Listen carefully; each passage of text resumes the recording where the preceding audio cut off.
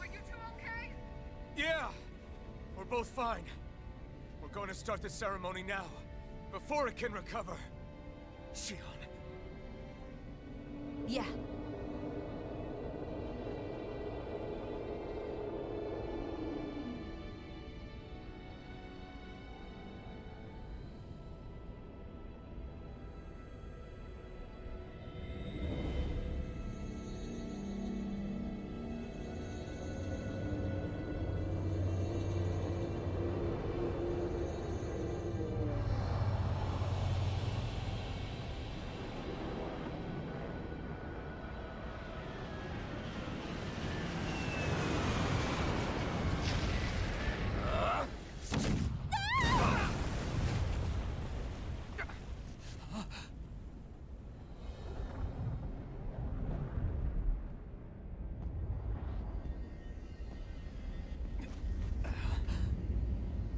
I've returned, just as I told you I would.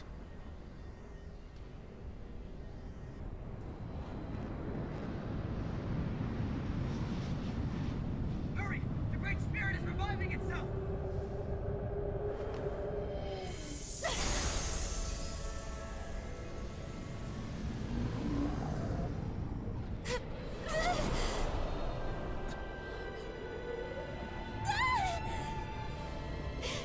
Shion!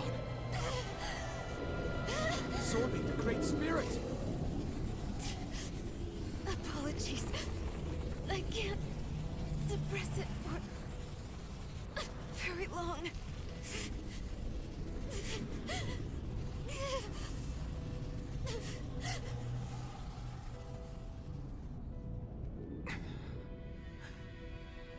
Hand it over right now. You plan to use this to defeat the Great Spirit.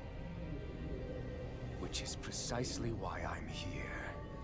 Stand aside and watch.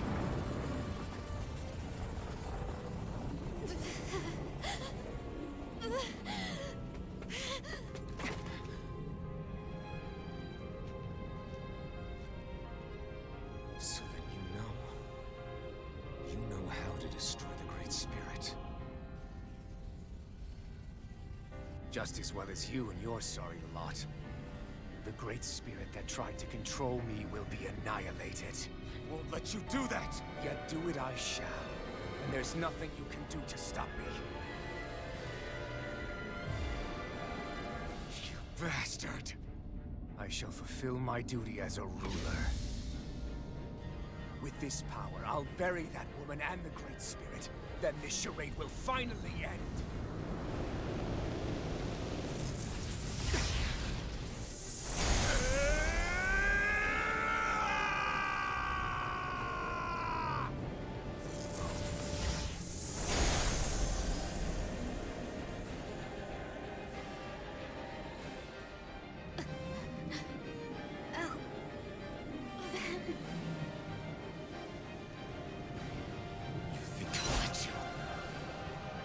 Save everyone. And Shion! Volron Ignisari, the final battle's a 1v1? Switch battle character. Yeah, that, okay, let me just have a quick look-see. Since it's a 1v1, do I have anything that actually heals, per se? Anything that uses CP and heals? Because I haven't had to worry about that up to this point. I'm just curious, do I have anything that uses CP? I'm just gonna have to use items then? Okay, well. How much stuff do I have? 6 grapes. Oh, I should have held on to them a little bit better. The pineapples and stuff don't matter at this point. Still have a bunch of lemons and stuff. Okay. I'll tear you apart. Well, here we go. Oh, crap. And erect a fortress of death over both worlds. What do you get from Okay.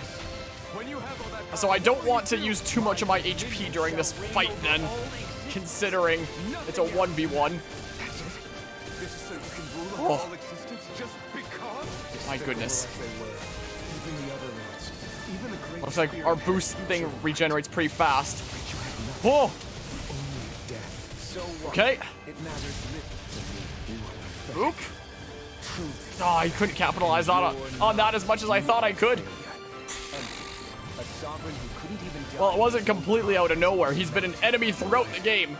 And he did promise us he would come back. Crap. But there are things in this world. Woo! We're here and now. Better work. Protect. Oh my goodness, he appeared out of nowhere there, though. And I won't let you take them away. I'm gonna be going through a whole lot of fruit. Is the thing. Crap. There's a 699 from time to time. I don't like what you're doing there. Okay, let's see. No, I should have dodged the other way. What am I doing?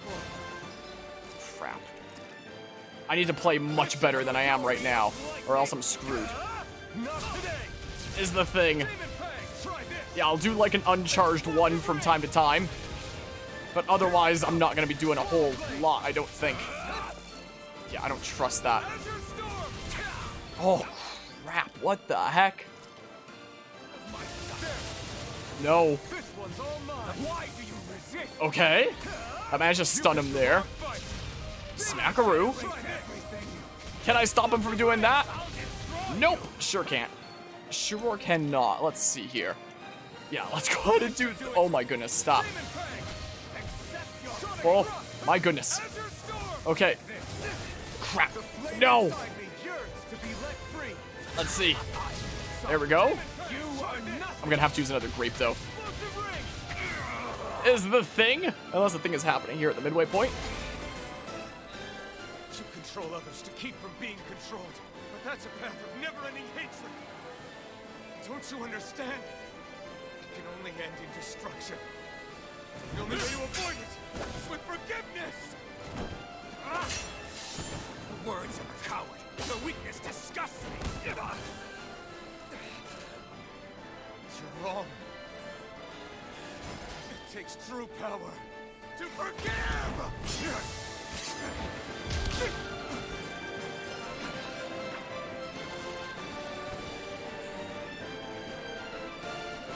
I have no use for heroes.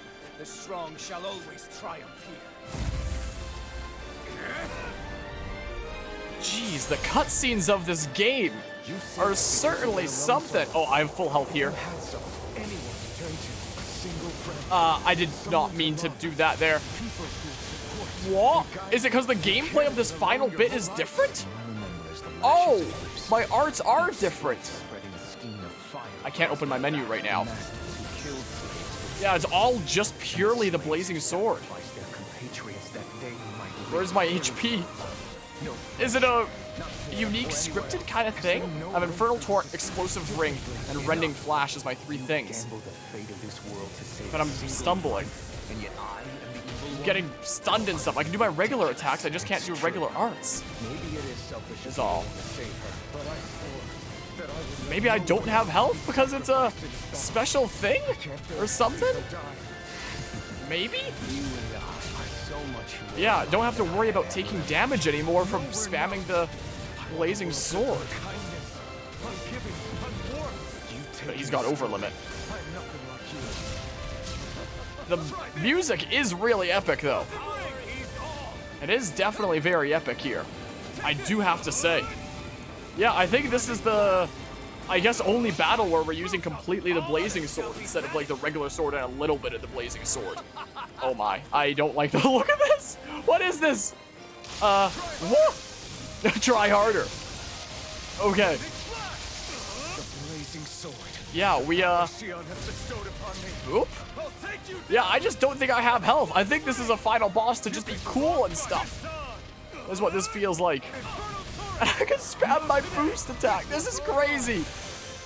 Oh my goodness, this is absolutely insane. For freaking destroying him. Can I just spam it over and over? I can literally just do it over and over if I really want to. Okay, well, let's see here. If I use a Mystic Art, will it be the $22.99? Or what'll it be? I wonder what it'll be. Oop. It'll be the Blazing Pillar, it seems like. seems like it's the blazing pillar. I don't know if it's gonna be enough to finish him off. Things happening during the...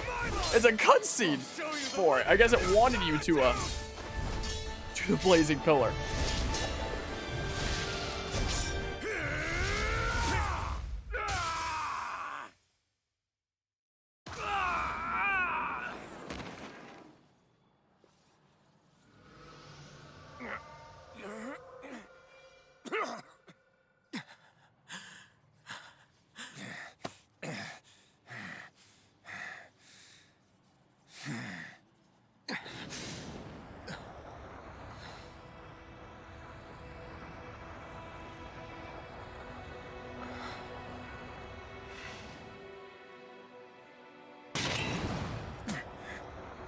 What you've done is evil.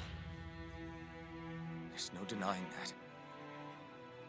I know you didn't walk your path out of weakness, but merely from misguided strength. Misguided because you were alone. Because you had no friends to keep you on the straight and narrow. No one to use all that strength for, other than yourself. That loneliness could make a monster out of anyone. Out of me. I understand. And I forgive you, Volrun. I don't need your victor's pity. And you can choke on your vain forgiveness.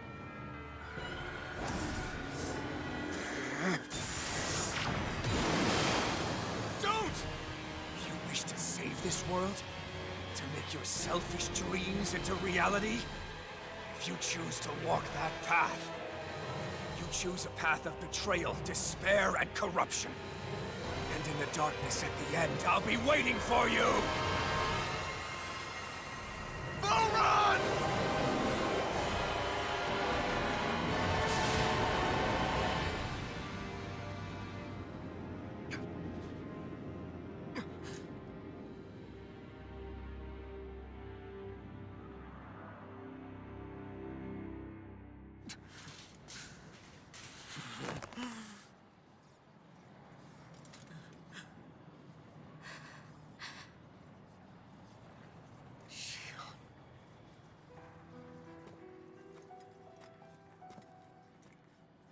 I'm sorry.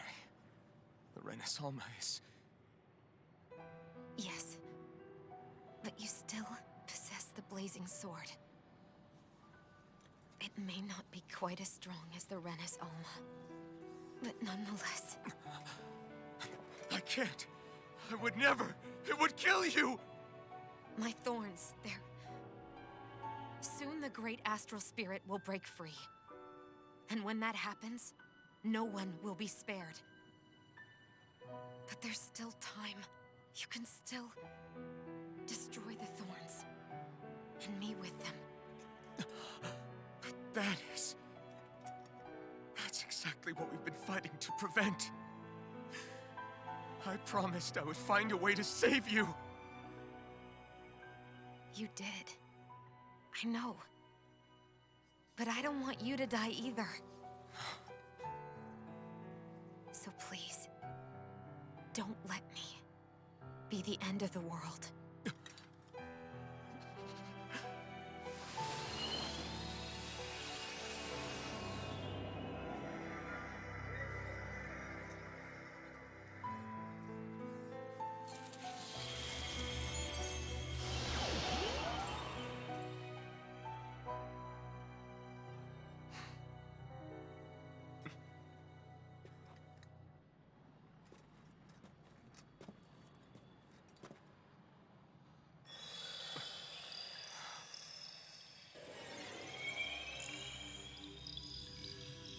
That's it.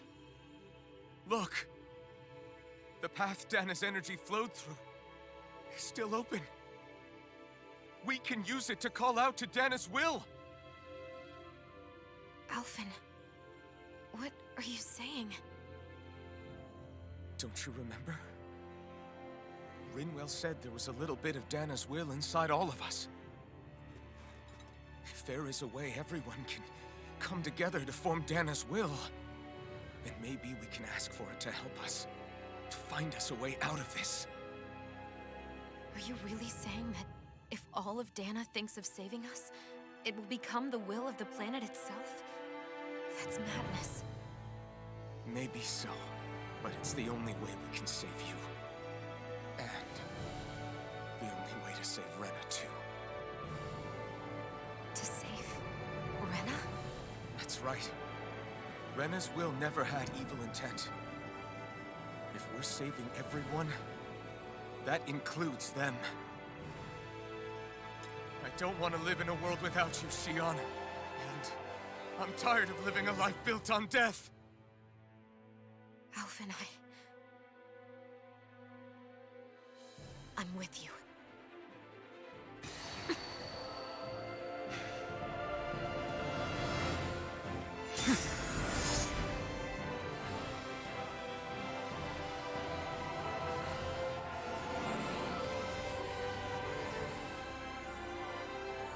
Collective will of Dana, hear my plea! I want to save Xion! And I want to save Rena too! I want to end this cycle of one joy, constantly being sacrificed for another's pain!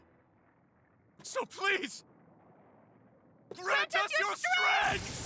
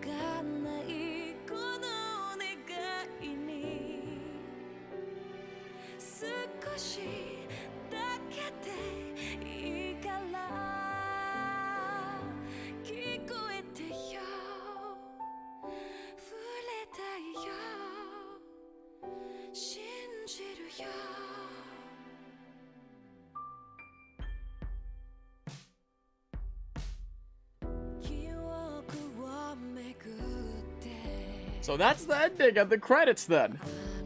So, that was Tales of Arise. That was certainly something. That was an experience and a half, that game, to say the least. Definitely a very long game. But my goodness, during the credits is typically when I give my full review of a game. So I guess we'll start off the top with the story. I've rambled about the story of this game before, despite not having, beaten it until today, where there were some aspects of it that really resonated with me. Some things that were, both symbolic and literal in several ways, like the idea of the thorns, for example, and having difficulty trusting others and, making connections and that kind of thing. Like, I had a dedicated freaking hour-long ramble about that during, while we were wrapping up the 5th section of the of the story during the Lord plot. Like, there were some aspects of it that I found very fascinating like that. When it came to the story overall, I really liked how, you know, it initially starts with the idea of, you know, here's this side that's oppressing this other side. My goodness, there's nothing but victims on this side and nothing but, like, oppressors on that other side. Like, because that's the way that growing up in that kind of environment, all that you would know of the world. But actually going out and trekking out and going on this adventure, it shows that the world isn't just black and white. Kind of similar to the plot of Pokemon Black and White in a way.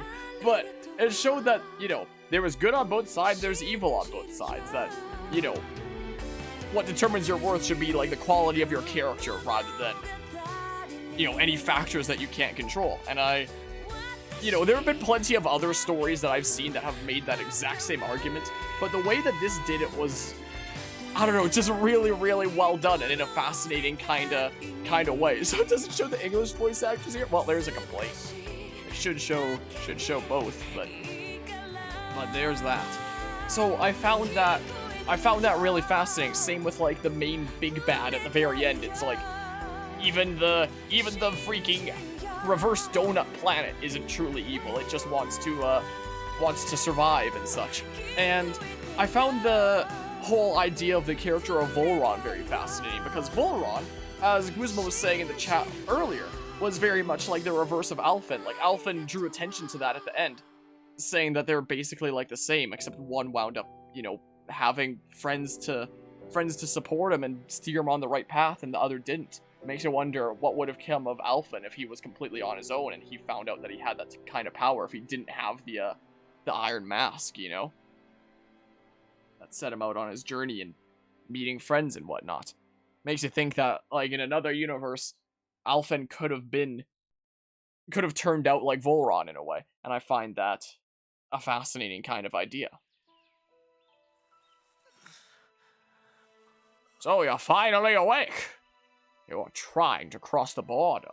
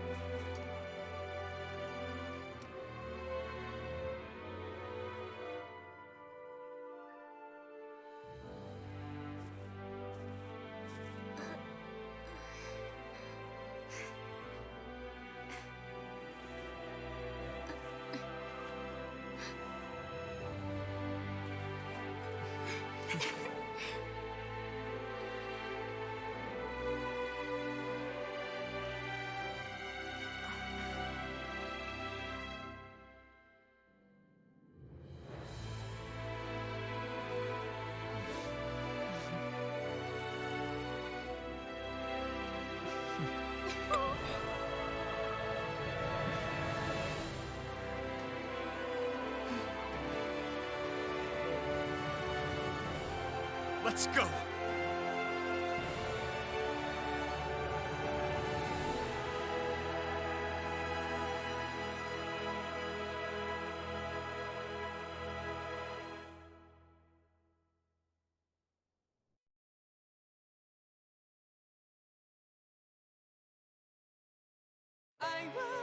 Project Arise. This is gonna get so demonetized. Like, it played one of the main themes earlier, and now it's playing this other main theme. Like, this is this is essentially the road to demonetization 101. I'll turn down the music a good few smidges here. Maybe even a couple more.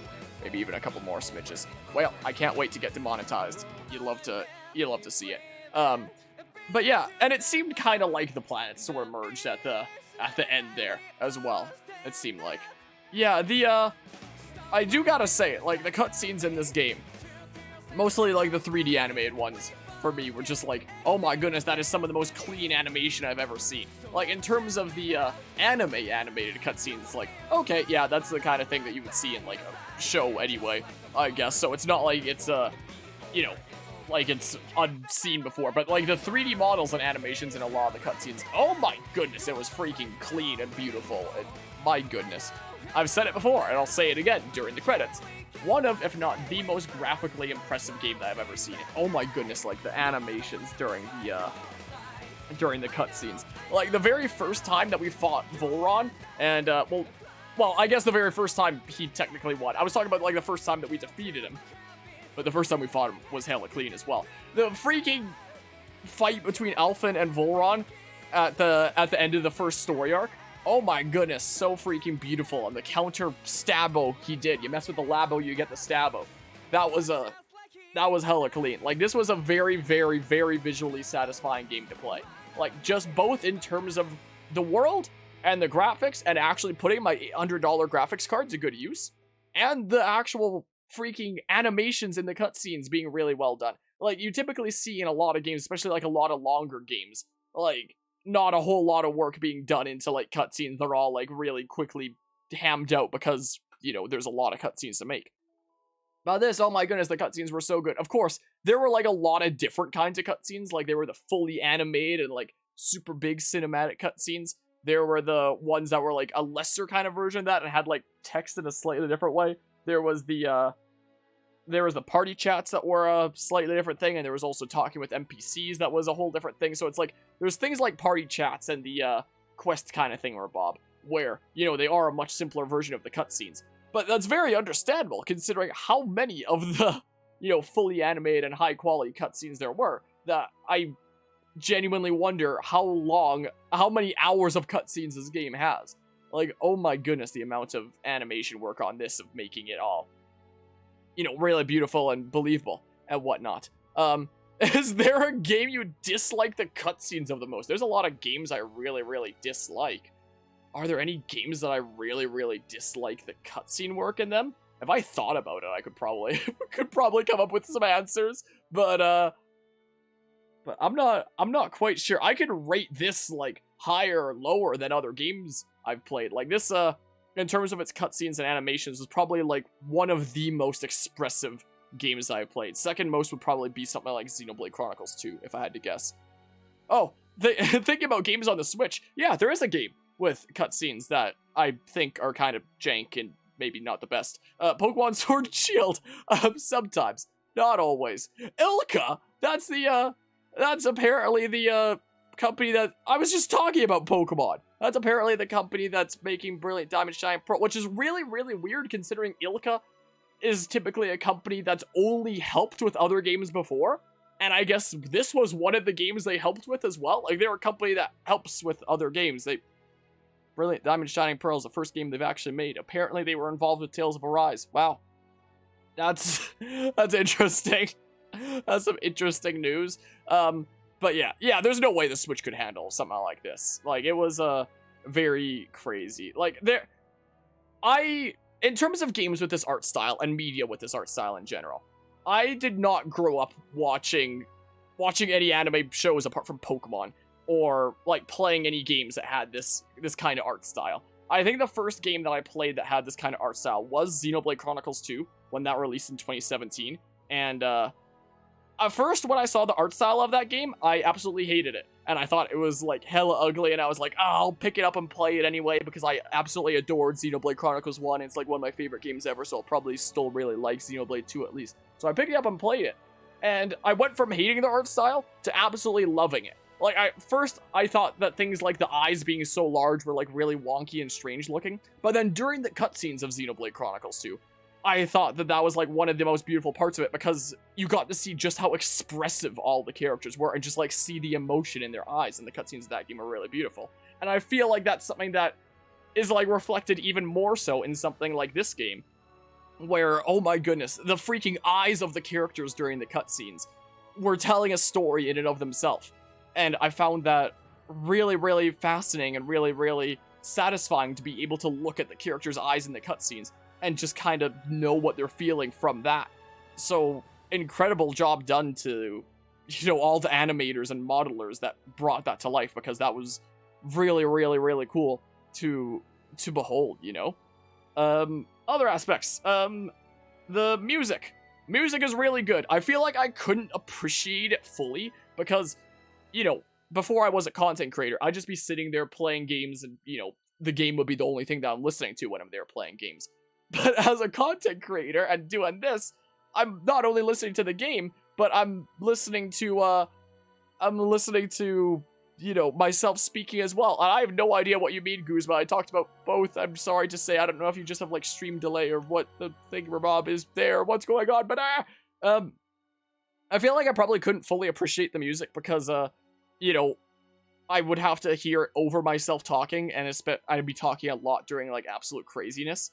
Like, during the final boss, for example, I'm gonna have to go back and listen to that music on my own time because, you know, unlike playing a game on my own time, which I barely even remember what it's like anymore, I was there being like, oh my goodness, this is so crazy. Yeah, both of them, both games. I talked about how, like, Xenoblade 2 introduced me to how that was, like, a really cool kind of thing that, you know, was possible with this kind of art style, and Tales of Arise even further accentuated that. Still not over Pokemon Sergio postgame having an unnamed character that portrays the professor? Wait, there is? Wait, oh, no, I remember now. It was, like, the assistant who was like, yes, I betrayed you for the... Okay, never mind, I remember now. I just got a little bit lost. Hey, look, here's all the, Bandai Namco freaking games that were featured in, like, cameos with the artifacts and stuff like that. Isn't that crazy? These are beautiful arts here, by the way. But yeah, so the music that I did get to hear was really, really good, and I really enjoyed the music that I heard. But again, a lot of it I feel like I didn't get to fully take in because of, like, the absolute mayhem going on and me trying to constantly talk and be an entertaining content creator, and I didn't get to hear the music as much because of that. So I really like the music I heard, but I probably couldn't fully appreciate it. I feel like when now that this playthrough is done, and now that I feel like it's fair game for me to go through the entire OST on, like, YouTube or something like that, I feel like I'm gonna, like, really enjoy the music a lot more after that. So there's that. And then gameplay. When I played Tales of Vesperia, oh my goodness, it was like, you know, it had some kind of nice stuff to it, but my goodness, it felt clunky. I guess because it was, you know, a 3D JRPG on the Xbox 360 from 2008, I guess. But the very first boss of that game, Zagi, kicked my butt in, like, the normal difficulties. And I was like Homer Simpson in that one episode reading the book, Am I Disabled? Like, this is the first boss of the game, and I'm literally taking multiple attempts to beat him, and I was like, what the hell? Like, when I was playing, Tales of Vesperia, it was like, okay, there can potentially be, like, a deep knowledge of the gameplay systems and stuff, but the gameplay itself and the things that you're doing are still mostly kind of simple, and it just felt like jank and weird, and I'm gonna offend people for saying that. But playing Tales of Arise here, and I'm sure plenty of other Tales games that have come out since then if we do wind up ever covering them on the channel, it felt so much more skill-based. Like, it was so much more fast-paced. It was kind of slow in Tales of Vesperia, whereas this game, it was, like, super fast-paced. I really liked the perfect dodge mechanic and being able to dodge in the first place, so it felt like you were actually playing, like, a skillful kind of game. Like, I would never play Tales of Vesperia on, like, the harder difficulties. You cannot get me to do that.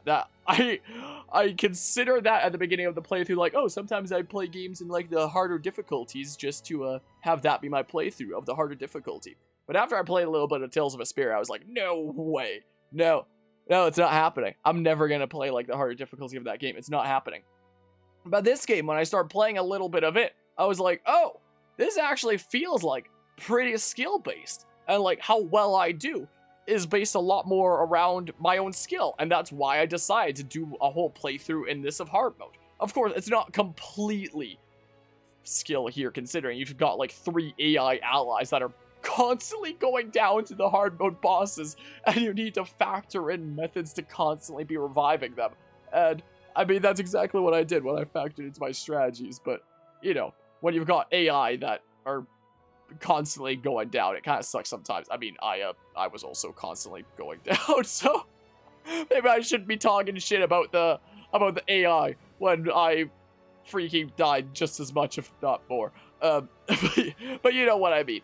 I really enjoyed the gameplay of this game. It felt a lot more satisfying and a lot more free flow in a way. Like, I don't know if I was just bad at Tales of Vesperia. I know I was bad at Tales of Vesperia, but how much of an extent is what's really being called into question.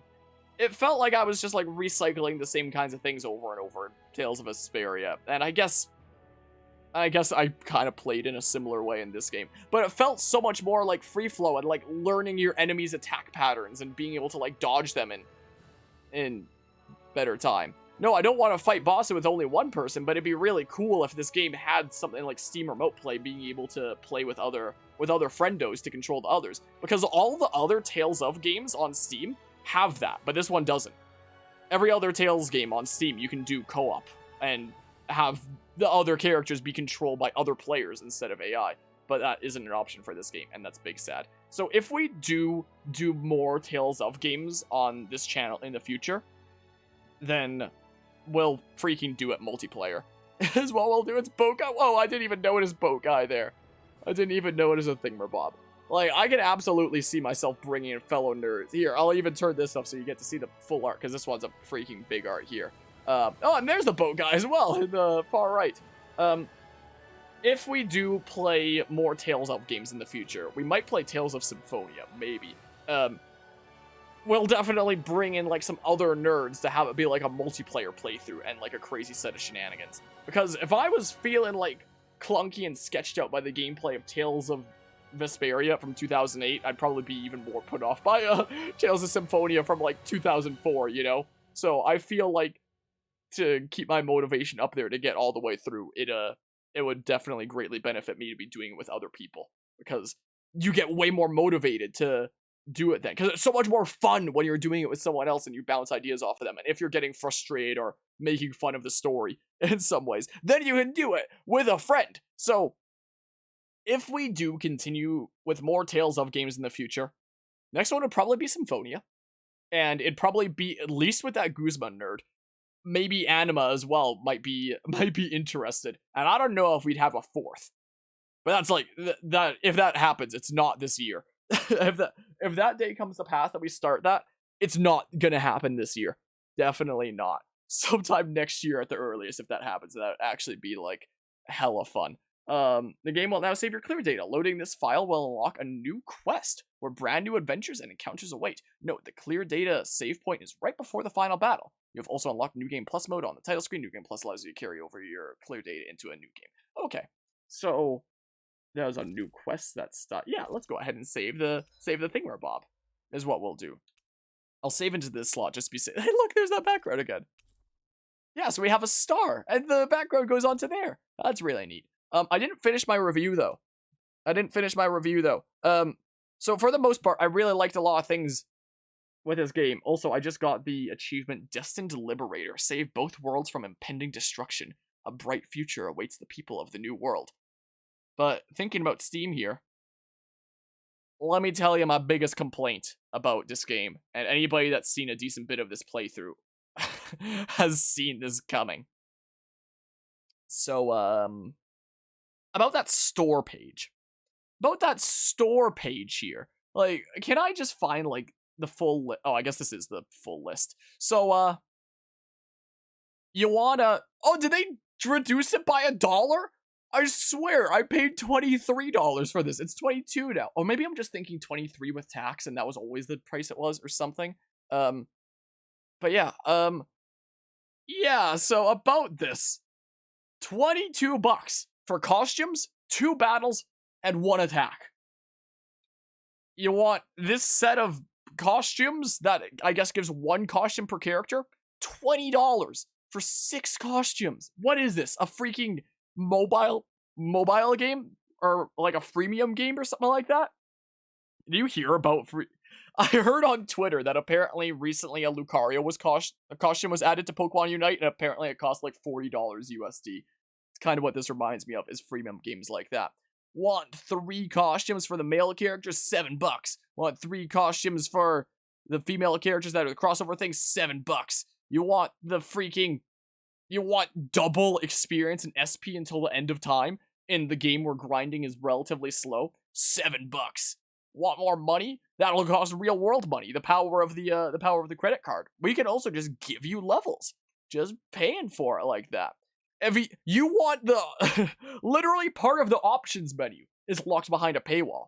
The part of the options menu that lets you change the battle music to other Tales games is $45. You'd think there'd be a lot of music in that. I'm pretty sure I counted it and it was like 13 if I recall.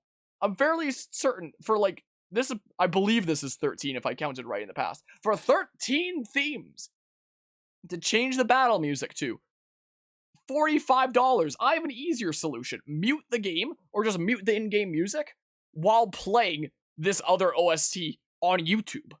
There is your free alternative. Or you can pay $45 for the privilege of this one option in the option menu. So, there's that.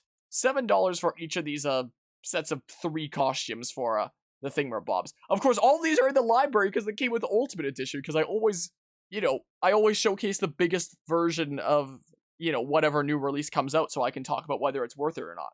And my answer here is it's not. It's definitely not. My goodness. So, yeah, this stuff is in the library because it was part of the Ultimate Edition, so it came with a couple of the boosters. Not the one that not the bigger boosters. That'd be way too much. D is for debt, definitely spelt wrong. L is for lies. C is for currency. Sounds about right. So, there's that. You feeling a little bit school-wise? That'll be $7. Feeling a little bit like you want more space for things? That'll be $7. Feeling a little bit horny? That'll be $7. Feeling a little bit whatever the heck? That'll all be paywalls. Feeling a little bit. Where's the SAO thing again? I don't even know where it is anymore, but we know it was $22. Feeling a little bit of SAO? That'll be $22 for like a tiny little pinch of SAO. It's like you went to a restaurant and got like a game like this, and they ask, "Oh, would you like some seasoning?" And the seasoning, and this is an expensive restaurant, and it's like, "Oh, would you like this like a really good seasoning? This SAO DLC? It costs this amount." It's like, "Oh, that's pricey, but I guess I'll try it out." And they come and give you like a tiny little pinch of pepper onto your meal at this expensive restaurant. That's what the SAO DLC is, essentially. It's sad. Oh my goodness. Upcoming releases? No, there isn't anything right now, unless this was all day 1 DLC, except for the SAO thing that came out like a month later. That was just a few costumes, 2 battles, and one mystic art. Like, this disgusts me. So, there's my biggest complaint with Tales of Arise. To say the least. That is an issue. But I've been debating about doing a video essay on, like, the AAA gaming space in general, and how, like, the conventions, especially around monetization, have changed in recent years compared to something like 10, 15 years ago. Something like that. And, Tales of Arise is definitely one of the things that I bring up as an example in terms of that. Like, it very much reminds me of that one support conversation in Dark Deity between Sophia and what's his face? Oh, why am I forgetting his name right now? The freaking Dudo, the legend. Sophia and... Why am I forgetting his name right now? I'm blanking because I've got too much Tales of Arise on the mind. But the conversation where he's just like, the glory of microtransactions. You see, you can actually charge absurd prices for stuff that isn't even worth it. But you see, Faust, that's what his name was. And if you do it for long enough, then all of the other merchants will start getting indoctrinated to just doing the same thing. And do it for long enough, and the people who buy stuff in that area eventually just become alright with it. Why is one of the DLCs not listed as adventure, but all of them are listed as a... Really, there's 25 DLCs. 25 day 1, well, 24 day 1 DLCs, one from a month later, that are all things like this, in a single player game, by the way. Like, this looks like the kind of thing that you'd see in like a freemium game, or like a free app on your phone. But no, this is a full-priced game right here, is what this is. That's a full-priced game right there. This is what I paid for the Ultimate Edition that came with the stuff that you see in my library, apart from the SAO DLC, which came separately to showcase that. So, altogether, that means that I've paid probably close to $175 for Tales of Arise. And I don't have all the rest are just freaking boosters and stuff. And stuff that, makes you, make progress faster. Or you know how, for example, I was talking about during some of the spicier boss battles concerns about running out of items because you can only hold a maximum of 15 of consumable items. One of these packs lets you hold like 99 of them. Which one is it? Is it this one? Let's see here. Yep. So by default, all of the consumables, you can only carry up to 15 of each of them. Which means that during boss battles, you get like very concerned about running out of items if it goes on for a long time. If you're willing to shell out $7, you can carry 99. So there's that. Welcome to the Tales of Arise experience. All in all, this game, I really, really liked this game. As a game, as this experience right here, I really, really liked this. I did not really, really like this. I did not really, really like this. So, I really liked what the developers did and, like, the programmers and, all the people that made the experience that you're actually playing. Like, they clearly had, a lot of passion for what they did, and it really shone through, and it was really cool to see it all come together in a really cool way. See this vision come to life. But, the marketing department, or whoever is responsible for this, they can go screw themselves. The people responsible for this, great job. This was really good. I really quite enjoyed this. Incredible work, everybody who worked on this. Everyone responsible for this, royally screw you, executives who pulled the strings for this. Screw them, whoever they are. So, main difference between this and other games and DLC is at least not mandatory in this. What games are DLC mandatory? Because it's like, it's not mandatory, but it presses you to do so. Because it's like, oh, are you running out of consumables? Because you can only carry 15? How about you pay us $7 and we'll just go ahead and increase that to 99 like the cap would be for most regular video games, but is behind a paywall for this one. So, discover additional Tales of Arise content available today. This is the freaking essay. This thing got a dedicated trailer when it's 3 costumes, 2 battles, and an attack. And it's freaking $22. So, there's that. That's a cool art there, though. But, when I say this is game of the year for me, though, good question. Let's see. What other games did I play this year? Let's find out. Would I say that? Let's see here.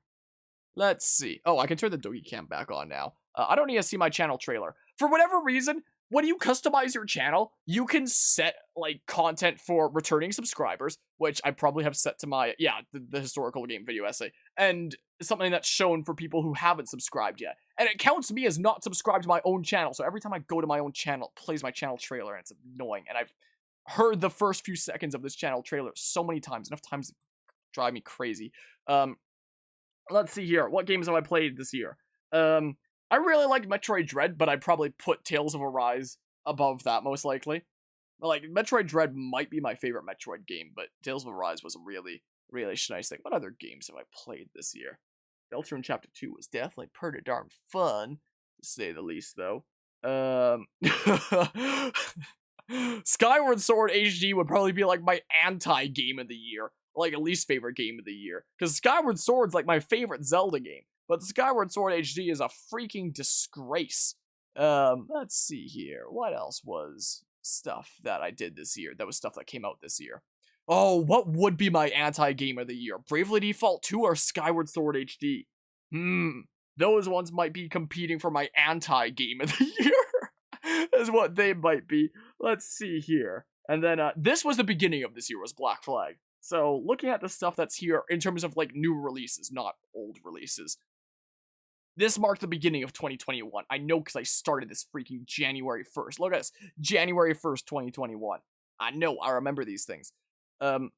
So for the games from this point onward that are new releases and not like old stuff, yeah, I think that Tales of Arise might just be my game of the year. Second place would probably be Metroid Dread. Metroid Dread is probably my second place. If I had a third place, what would it be?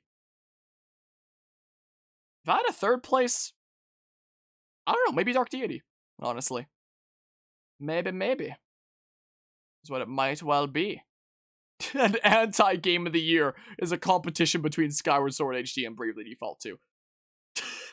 That's what I feel like. That's what I feel like there. But yeah, let's see here. Yeah, I know that it means it came out this year, which is why I'm not counting the ones that didn't come out this year and just looking at the ones that came out this year and whatnot. Was there also any parts of the game other than monetization that you didn't like too much?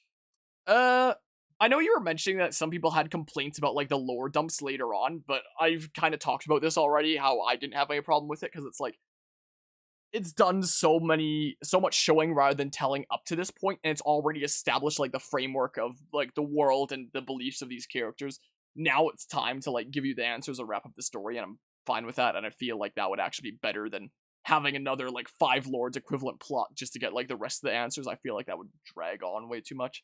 So I was fine with like the structure, which you mentioned was a complaint for a lot of people. I could tell you a lot more complaints about this game right here, but do I have any other problems with it? I wish the map was a little bit better. I wish there was more fast travel points as well.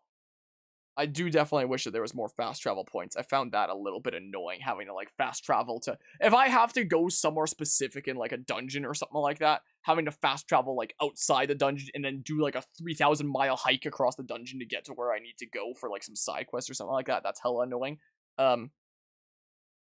So I feel like the map system could be a little bit better and have way more fast travel points. That would have been really nice. What are other things? What are other potential things, I wonder? The hard mode was definitely quite hard. I feel like the hard mode was deserving of its difficulty name. I was fine with that. Definitely. Like, there were some boss battles I felt kind of overwhelmed by and stressed out about with, but I was playing on hard mode. I wasn't playing on normal mode, so like, what you gonna do? But yeah, be fine with Tales of Arise winning Game of the Year. It deserves it, and it became a nominee for Best Story of the Year. That'd be really cool to see it get that. Were there other things I took issue with? The subtitles not matching up to some of the text sometimes was a bit off. And I know that in a game like this, there's a lot of stuff to translate. Like, that's a lot of work translating that. But actually fixing the text from there shouldn't be super hard. Like, the actual translating is probably a thing that took like countless man hours and so many people and all kinds of crazy stuff. But fixing the text, just get like 1 or 2 playtesters who are willing to do a full playthrough of the game and just report any typos they see. That's it. Just pay 2 people to do a full playthrough of your game before it comes out and write down any typos they see, and then you go and correct it. Like, it shouldn't be that big of a biggie, Like, yeah, hard mode was definitely hard, for sure. Over 300 skits, too. That's insane. So, like, again, actually translating them, I'm sure was a lot of work. But for fixing the typos, just hire a couple people to just, like, play through the game, watch the cutscenes, and just, like, report any typos they see.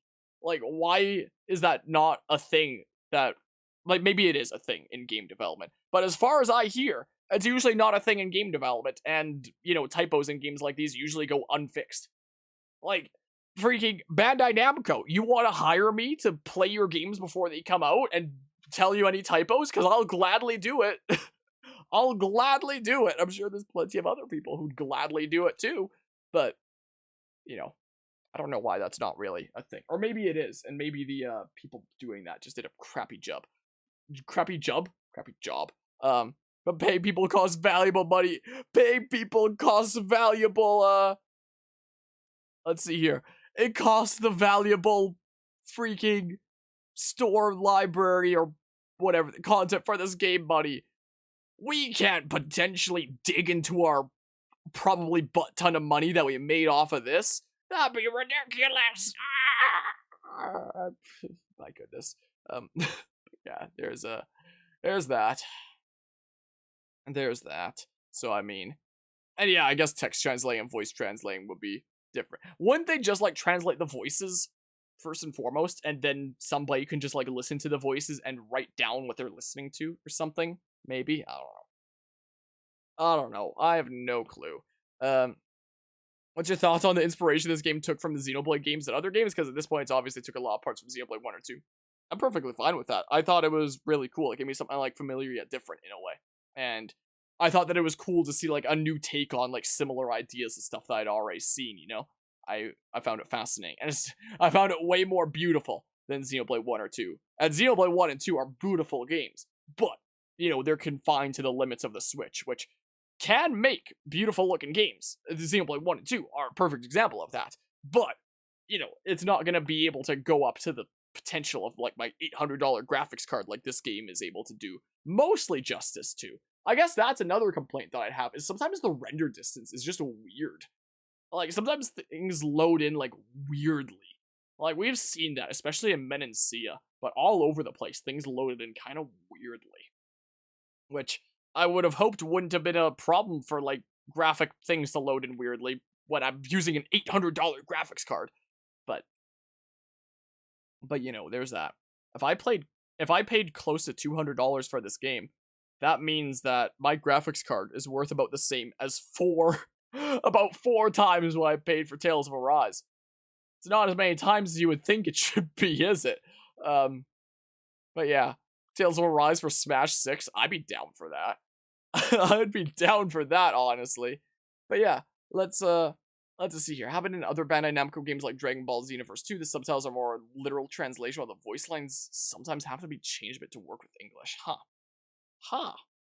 Or the quality on PS5 with this is phenomenal. You would think that, like, PC should be the best quality if you have, like, the right hardware for it. Which, like, my CPU and motherboard aren't the greatest things ever. Maybe that was limiting it. But my freaking graphics card turns the value of my computer into probably more than my car is worth. Is the case. Oh yeah, I was talking earlier this stream about stream budget and how, you know, there's enough in the stream budget right now to potentially get, like, another big ticket item. Maybe I should replace my CPU and motherboard. I think I'd have to like rebuy Windows again, because if you change out your motherboard, it counts as a major hardware change to Microsoft, which means you have to buy Windows again, which is so stupid. But yeah, maybe that's something to consider. I don't know how responsible that'd be for it, but the graphics card here definitely isn't the problem. But yeah, created because even though it's not great on PC, the graphics are still absolutely incredible. Oh yeah, this was a absolutely graphically astounding game when it wasn't having weird rendering issues. Gonna take quite a bit of the ideas from this story into your own. There's definitely a lot of really cool ideas from this story that I really like the way that they were shown and whatnot. Haven't seen many rendering issues with your end on your PS4, and that's even a PS4, not even a PS5, and not that many rendering issues there. But on PC and a freaking graphics card that's worth more than any of those consoles anyway, it's like, what the hell? It was probably designed for consoles first and then, like, PC later, if I had to guess, probably. But I don't know. I guess that's my my full review of the game. So yeah, I'd say I quite like this game. It wasn't perfect. There are definitely some things to criticize about this game. But yeah, I think it is my game of the year. And it's probably gonna stick like that. What games are coming out throughout the rest of this year? Let's find out. Let's check my stream schedule. What's coming out here? I was thinking about doing Voice of Cards. I probably won't at this point. There's the new Mario Party coming out. That probably won't be a contender. And then Brilliant Diamond Shining Pearl, and that's out. That's it for what's coming out for the rest of this year that I'm interested in. Yeah, those don't have any chance of taking that. This game is my game of the year. In that case, I can say that for sure, unless something's announced out of nowhere and comes out that I want to play, or something that I've never heard of is suddenly revealed. When I say this is one of my favorite games of all time, though, I'd say it's probably one of my favorite JRPGs of all time. Most likely. I think that, like, I don't know what my top 10 favorite games of all time would be. I know that the top 5, unordered, would be, what they have been for a long time. Is Pokemon Mystery Dungeon 2 and 4, so Explorers and Super Mystery Dungeon, Xenoblade Chronicles 1 and 2, and then the last one that was on there was Octopath Traveler, which would probably be like right at number 5, most likely. Like, Octopath Traveler really blew me away with its graphics, its music. Is probably my second favorite soundtrack in like any game. First favorite probably being Xenoblade Chronicles 2. Most impactful soundtrack probably being Explorers of Sky. But you know, their Octopath Traveler didn't really have that much of an overarching kind of story or like lessons to be told. Octopath Traveler is just up there because it's like one of 2 games that I played that I thought that every single track in the entire OST was incredible. The other one being I almost said Explorers of Sky. Not Explorers of Sky, Xenoblade Chronicles 2. Explorers of Sky has some really good themes, but not every single theme is a jammer. Xenoblade 2 and Octopath Traveler are the only 2 games where I've thought that every single theme in the entire OST I heard was incredible, instead of just some of it, or like most of it, like Xenoblade Chronicles 1. But that's my hot take on that. That's why Octopath Traveler got that point. It is but and it also was up that high because it was like the only turn-based RPG that I'd ever played where I thought the random encounter battles were really fun. And it's strange because I hear a lot of people complain about like the random encounter battles and combat of Octopath Traveler and really not like it. And I don't get it. I loved the combat of that game. Every battle was like a puzzle in a fun way. Like every battle in Bravely Default 2 was like a puzzle in a not fun way, in a way that I despised. But Octopath Traveler, every battle was like a puzzle in a fun way, in my opinion, at least. I really like the way that Octopath Traveler handled its battle, so I had a lot of fun with that. So that's why that had number 5, was for soundtrack first and foremost. But this game had a really good soundtrack as well. I wouldn't say that every single theme in this entire game was incredible. Like, a lot of them were really, really good, but not like every single one, which I never thought any game would achieve, but in my head, that's Xenoblade 2 and Octopath Traveler to me, as the only 2 games I've played where I thought every part of the OST was incredible, instead of just most of it. Most of this soundtrack was incredible, I'd say, but not all of it. But this game had a lot of other things going for it. Like the fascinating things about the story that I mentioned before, and being one of the most stunning and visually appealing games I've ever played. This could potentially take that spot over Octopath Traveler, honestly. It could well do so. So if I ever make like a list of top 5 favorite games, like in the top 4, unordered, I don't know what exactly the order would be. Like number 1 would be Explorers of Sky, and then somewhere unordered would be Xenoblade 1 and 2, and Pokemon Mystery Dungeon, or Pokemon Super Mystery Dungeon. And then Tales of Arise could potentially be a number 5, maybe. Like, I'd have to really think about it over Octopath Traveler. Because, like, the things that I like about this and the things I like about Octopath are very different things. They're not the kind of things that I can, like, compare side by side all that well. Definitely like the soundtrack of Octopath Traveler more than this game, but this game had a really, really good soundtrack as well. Like, it's not like it's really saying anything all that negative for me to be saying that I think that something didn't quite shape up the Octopath Traveler soundtrack, considering it's like probably my second favorite, maybe third favorite soundtrack of all time. Because Explorers of Sky I really put up there, even though I didn't think every single track in that whole OST was incredible. It's just the ones that were incredible in Explorers of Sky had such a profound impact on me that it's up there and such. So there's that. So if this thing has a chance of being one of my favorite games of all time, then at best it'd be a contender for number 5. But it'd be something I'd have to give like some really, really serious thought to and whatnot. But it could have a good chance for number 5. Could well be. But let's see here. And Boris, your top 5 list of favorite games is pretty boring. And then there's you at the corner with your favorite game being Bloodborne, something very different. Yeah, Goosebumps, your favorite is still Explorers of Sky, but Tales of Rise is probably your second favorite. So Sky, number 1, same as me, but this one possibly being second, which for me, it might possibly be 5th. Maybe, so a little bit further down. If it's not 5th, it's 6th. Probably. I don't know. I might have to give it some serious thought. Maybe. Always find yourself putting the story ahead of gameplay, so probably be a story-heavy games on your list. Yeah, that's the reason why I have Explorers of Sky and Super Mystery Dungeon up there, because they had like stories and soundtracks that really, really resonated with me. Like, Explorers of Sky is my favorite game of all time, but I'm gonna be honest, I kind of don't like the gameplay. Literally my favorite game of all time, I think the gameplay is kind of a mess. I think that Pokemon Mystery Dungeon Rescue Team DX on the Switch was the first Mystery Dungeon game that I played where I actually really, really liked the gameplay. The the gameplay of Explorers of Sky to me was like, I kind of liked it as a kiddo. Nowadays, it's like, it's a necessary evil I put up with to enjoy like the story and the music. I mean, I say that as somebody that played Explorers of Sky annually until I became a content creator. So like, I've played Explorers of Sky so many times that the gameplay of that game to me is just like a second nature and thing that I'm like so used to that it's like, how can I even have a proper opinion on this anymore? Because I've freaking done it so much. You know, I don't know. Yeah, so it's basically all Souls things there. But yeah, let's just see here. Vocals in this game, especially in the overworld, make it seem too epic. Yeah, it feels like you're embarking on a very grand adventure, and I really like that kind of feeling. So, 3 of us all hold the same favorite game with good old Explorer Sky. That's one of the playthroughs I need to redo. I've mentioned before how a lot of the time I will, I'll cover a game on the channel and then it's done forever. Explorers of Sky, I actually need to redo my playthrough of at some point. Like, very few games I will play a second time on the channel. Usually it's because something came up that did it. Like, one of the examples of a game that I played twice was Super Mario Galaxy. And I did that for 2 reasons. 1, to showcase the version of 3D All-Stars, and 2, because my playthrough of the original was so old anyway. Like, look at this. This is like my second playthrough I ever did. Look at the thumbnails, how crappy they are. It's gross.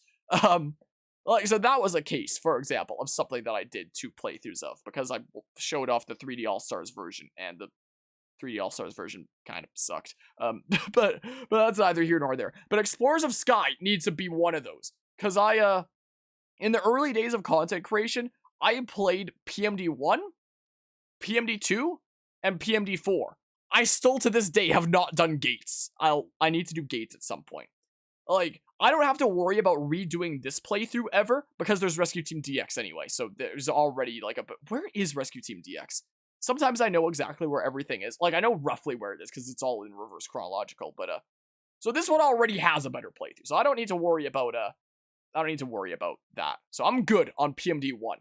But PMD2 I need to redo. I need to do PMD3 in the first place. I need to redo PSMD. Like, 1, this was really old and could use replacing. 2, they're some of my favorite games of all time, so I really want to do it. 3, I literally never did the post-game back then. I beat the game and then I stopped, and I meant to do the rest in both of these, and I never did. So, sometimes I'll come back to a game after a long break to, like, do additional content, like, post-game. Like, that might be a thing that I potentially do with Tales of Arise. Or I might just keep on playing it as is anyway, because I actually quite enjoy playing this game. So, I could just... I might not even be able to continue from these playthroughs. I might not even have the save files anymore, honestly. But even if I could, it wouldn't make sense to do that at this point. It'd make more sense to just start the playthrough from the beginning. So... I don't see Tales of Arise ever being a game that I cover on this channel twice. Like, this is literally gonna become a 100-part series by the time I cut up this session, you know? But these I'll do a second playthrough of at some point, and I'll have to do Gates at some point. I'm good on PMD1 because of Rescue Team DX, but, you know, there's that. Don't you love how it wants to keep playing my channel trailer to me so many times and whatnot? But yeah, speaking of post-game, would we expect to see post-game somewhere along the line? Good question. Let's play Tales of Arise music in the meantime. Let's actually look up the final boss OST, because I didn't get the chance to properly listen to it before. Tales of Arise final boss OST. Let's listen to that while we're talking things out here. Volaron Ignisari Final Duel Tales of Arise OST. Let's have a listen to this here. Let's have a listen. It is hella epic. I'll turn it up a little bit here. Like, I'll probably still do smidges, is what I'll do. I mean, let's have a look-see here. If I turn on the, regular not game capture, display capture here again. Let's see. So, currently, there's Tales of Arise. Paper Mario we're right in the middle of the playthrough of. Mario plus Rabbids, I thought about doing the post-game. I might just not. I might just be done with Mario plus Rabbids, is what might well be the case. Apart from its DLC that we'll do, like, way later. I was thinking about doing Voice of Cards. I'm leaning more towards not nowadays. Like, when it was first revealed, I was leaning more towards, yeah, I'll try it. Nowadays, I'm leaning more towards, yeah, let's maybe not. So, like, for now, all that we have, if assuming Mario plus Rabbids isn't there, is Paper Mario and Tales of Arise. So, like, my higher priority will be Paper Mario. But after that, Mario Party Superstars probably isn't going to be super duper long. I'll probably just, like, cover all the boards and then do some games with friends here and there. This probably won't be too long.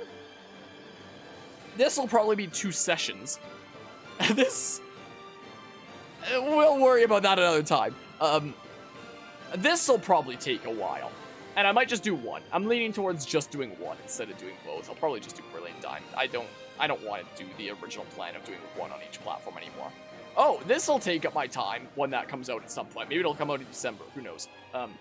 So, despite this looking a little bit crazy, we might still have time for, like, some other things. So we could potentially be doing some post-game, like, now even. Like, or, like, soonish, essentially. Maybe. So, like, we might have the space there to be potentially doing some post-game. We might not even need to take a break. And I mean, sometimes I take a break from games because I got so frustrated with them and freaking hated playing them. Fire Emblem 3 Houses. But I don't think this is one of those cases. I feel like I can keep doing it. Like I mentioned, I was thinking about doing all the post-game in Mario plus Rabbids Kingdom Battle as well. But I got kind of bored of doing that. And, and I figured, like, maybe I will, maybe I won't. When it comes to, like, my 2 games that I have right now to potentially do post-game of between Tales of Arise and Mario plus Rabbids, I think I'd prefer doing post-game of Tales of Arise more so than doing post-game of Mario plus Rabbids. So, in terms of my two games that I have now, where it's like, their playthrough is done, but I can do post-game if I want, between Tales of Arise and Mario plus Rabbids, I, have higher priority on Tales of Arise. I need to take time to properly learn Grid well, is the thing, because I don't remember her buttons anymore. I knew her when I first started playing her, when she first got added to our party, and it explained her. But then when I tried playing her, like, way later down the line, I didn't remember the buttons for things, and freaking everything fell apart. So I need to, like, remember my buttons and do things properly, and, I'll do it at some point. Not this session, but maybe at some point later. But yeah, let's see here. And this one's probably your favorite of all of them for the music here. Let's see here, I'll go ahead and pause that. Final Boss Part 2. Yeah, I do really like the grand and epic themes, to say the least. Also, when it comes to Mario plus Rabbids, if I end my series right where I did, it's at part 50, so that's a really good part to end it on. Like, I'll have to come back and do the DLC of that at some point. I'll probably do it next year, though. And, you know, there's that. There's that, essentially. But, let's see here, not enough to get people copyright stricken. Yeah, I just get copyright claimed for stuff like this. Like, the only things I've gotten copyright claimed for in Tales of Arise is mostly the freaking main themes, the ones with lyrics and stuff. Like, I can show here.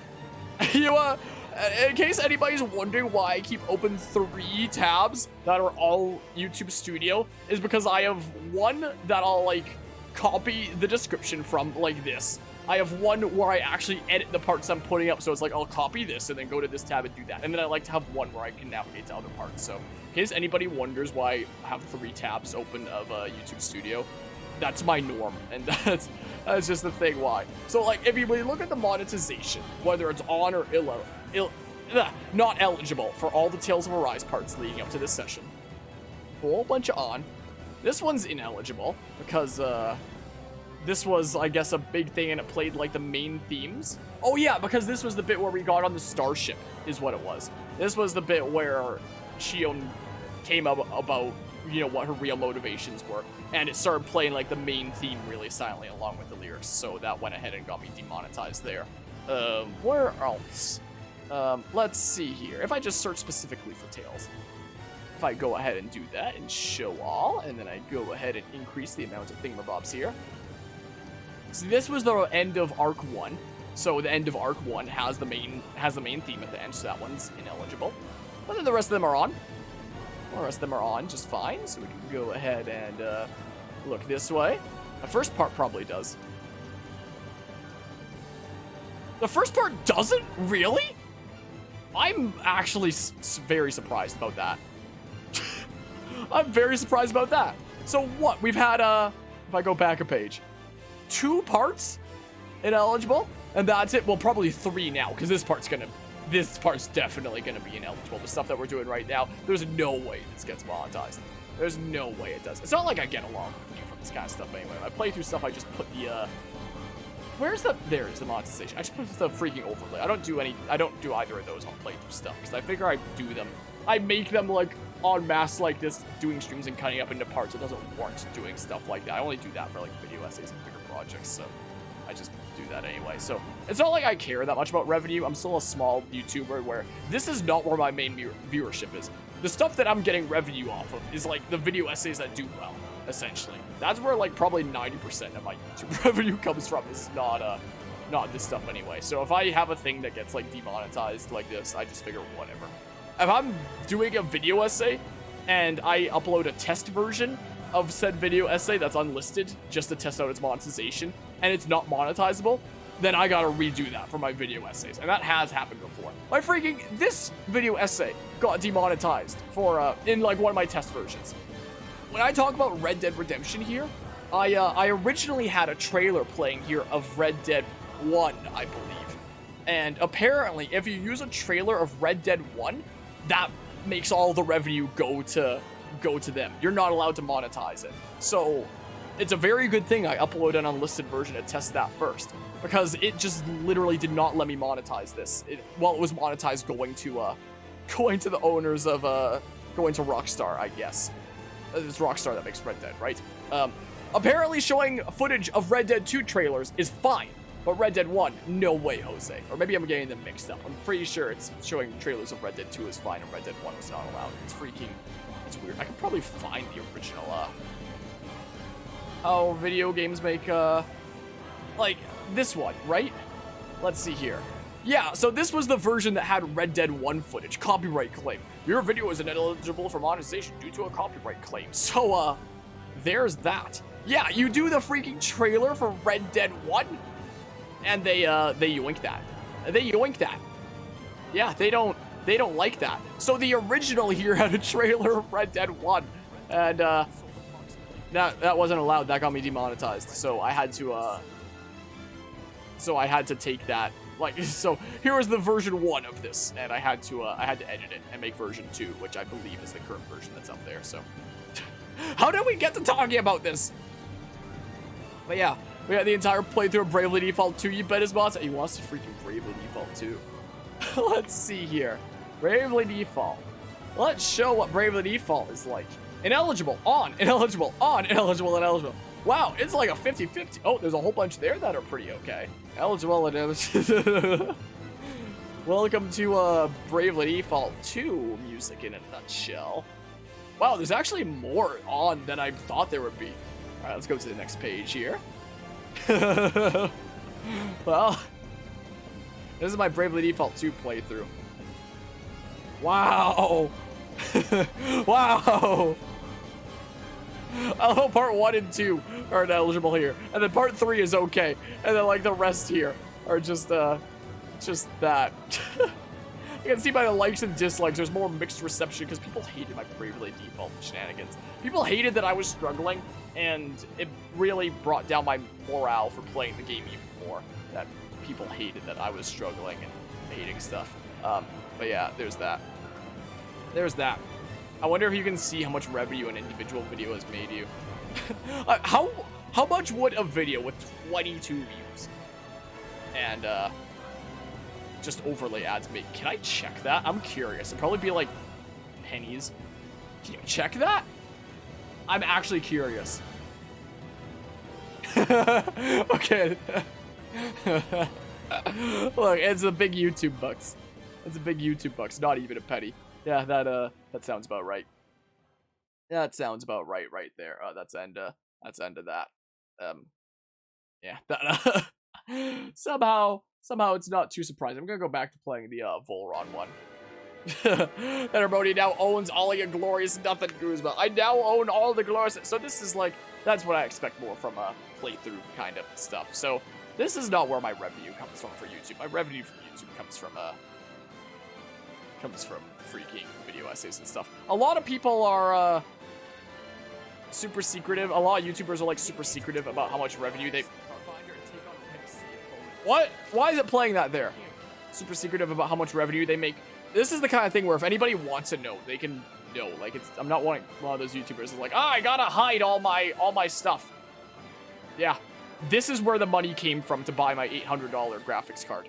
So, my main revenue that I get from YouTube is not all my playthrough content. It's from the video essays that occasionally do well. So the RCT one is something like that. So a lot of this equipment and stuff that we use, which before the Tales of Arise playthrough we saw with the $800 graphic card, yeah, that's from this video. so there's that. In case anybody wonders where that comes from. Part of it is from freaking crazy mad lads around the channel, like that freaking Guzma nerd being a mad lad. Other times it's from video essays that do well. So, yeah, it is. So, it's funny when people click on the video just because they want to be, like, salty at me and, like, hate me and stuff. Because it's like, thanks for, you know, additional brownie points with the algorithm and, you know, financing this stuff and whatnot. So, there's an interesting thingamabob there. So, you know, thank goodness the YouTube algorithm has blessed me with stuff like this because it makes it possible to buy cool equipment and stuff like that graphics card. And like I said, but the stream budget currently has enough to get another big ticket item. I'm wondering if it should be like a CPU replacement or something like that or motherboard or something like that. I've mentioned before that I've thought about picking up like a VR kind of thing, but like I don't know if I'd have enough to you know, warrant doing it properly. Yeah, I've thought about saying that before, but like I've never said that to anybody. I've thought about saying it to people before, but I've never done it. So yeah, that's absolutely where the main revenue of the channel comes from. Is from occasionally when a video essay does really well. Like, I don't think the ones that haven't taken off / haven't taken off yet, fingers crossed, probably do all that much. Like, how much is this, for example? Hey, 40 cents! Bug! So, that's the difference of YouTube revenue in a nutshell, essentially. Sweet, I can almost buy, like, one of those super cheapo pieces of gum. I'm pretty sure they're, like, 50 cents or something like that. Or whatever the heck I'm thinking of. I don't know. So, heck yeah. So, you know, there's a difference. Again, I'm not one of those YouTubers that is like, I need to keep all this stuff secret. If anybody's ever curious about the freaking revenue of this channel, ask me, I'll tell you. Like, it's not a deep held secret. Oh, speaking of revenue, we've got the 24-hour charity stream coming up. Whoa. Hey, look, there's my stream in a stream. Hope y'all are looking forward to that. We're already at like a decent freaking bit of the goal here, and it's a couple weeks away. Is the thing that's crazy. Anyway, how do we get to this conversation from Tales of Arise stuff? Also, this music is really good, by the way. It is definitely really good. But yeah, there's that. There's that. So yeah, my playthrough stuff and any video essays that don't quite take off, they're gonna be doing like not a whole lot. What do you bet this one's like $1? I'm curious. I'm actually curious now. Oh, when's the big bucks now? Heck yeah! Oh, that's the big bucks right there. Oh yeah, something about music copyright. But yeah, I got us already on the stream. What, something for Extra Life? Make it to the goal before the event begins. Imagine. That'd be pretty darn crazy if that happens. By the time this is uploaded, this event will have already been passed. Like, hold on, where's Tales of Arise here? Before this stream, this is scheduled for December 7th. It is currently the 24th of October. And this was such a long game, and I committed to it so hard that if I freaking disappeared tomorrow off the face of Twitch and YouTube, my channel would still be automatically uploading videos until the 7th of December. I wonder how many parts this is going to cut up into. I wonder if I will be able to make this an even part 100. I wonder if this right now is part 100. That'd be really cool. That'd be really satisfying. We'll see if I can pull it off when I'm cutting it up into parts later, I guess, or something. But yeah, it's crazy the things that we wind up talking about as one thing leads to. It's 3 in the morning also, by the way. But that's there's that. That's actually more than I thought it'd be. $4. $4 for that? I honestly thought it'd be like 1 or 2. we're making the big bucks now with 4 whole doll hairs. But yeah, there's that. There's discussions on that thing about. Yeah, I don't think we'll make the goal before then, but you know, good progress. I'll go ahead and pause that. But yeah, let's see here. Someone to egg you because wait, what? Don't have enough quests completed to be able to put into 300 parts. 300, 100. Are you sure? Are you sure about that? Because I might be able to do it. Because, I mean, I've been streaming for, of content you mean, but it was 90 parts. Excluding this stream, it was 90 parts. I've been streaming for 6 hours. I can cut 6 hours up into 10 parts, potentially. I mean, this part alone is going to be like an hour and a half for like the entire final boss and like credits and discussion and stuff like that, but that's like 4.5 hours for 9 parts, though. I could do that if they're like 20-ish minutes each and they're just like shorter leading up to the finale, because 100's a pretty satisfying number. I can just cut that up into different parts of the thing. That's what I did for the crab boss with like multiple attempts of it. Is I you know, was doing some attempts, then I let the doggy out, and when that part ended, and then a part continued. It was the next part when I got back and attempted the crab boss one more time, I think. So I can do that. I can just cut it up across multiple thingamabobs. I've done that with Mario plus Rabbids as well. Is just have it be like between attempts. Like I wouldn't cut it like end one part and start another in like the middle of an attempt. But like when one attempt ends and the next attempt begins, like right in that transition point, I can do that. That's fair game. I think the dragon was harder than the final boss, honestly. I think you're right. I think the dragon was indeed actually harder than the final boss. Also, I turned off display capture, right? Yeah, just making sure that we're on game capture. I actually do think the dragon was harder than the final boss. Yeah, I want to save me sitting on the screen here for a good while. Probably was meant to be a post-game boss, but oh well, all the owls are done and stuff. Anyway, should we see what's after the credits here?